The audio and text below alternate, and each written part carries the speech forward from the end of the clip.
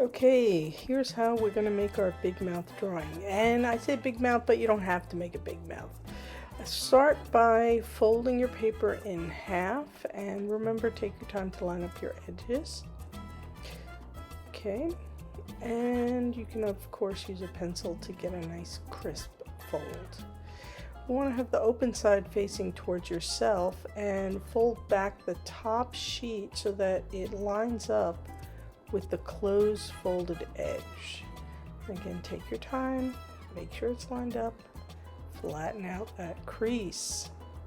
Okay, now we've got our folds in place and we can test it out, right? That's how it's going to work. I'm going to have a fold open, and I'm just going to make a light line here just so that I mark for myself like that's the section that's going to be folded over and hidden. Now when you make your drawing, remember that you want to have those top and bottom parts match up, but then also they align in between. So we'll speed up the drawing as I create my big mouth character. Keep in mind you don't have to make a big mouth. You can make a big anything. You can elongate a lot of different things. So use your creativity, use your imagination, and have fun with it. I've made this sort of weird old timey looking guy, and he is a traditional big mouth, although I have elongated his cane and his hand. And now I'm pretty much ready to go with my markers. It's always a good idea to have a scrap piece of paper nearby so you can test out the color of the markers, because the cap color doesn't always tell you the truth.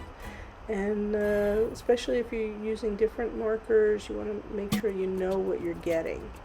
Also keep in mind that as marker colors dry, they might change a little bit. So test things out and then get a good idea of how you want to color things in. So we'll speed it up again as I color in my big mouth, and you can see color makes all the difference in it looking something kind of interesting.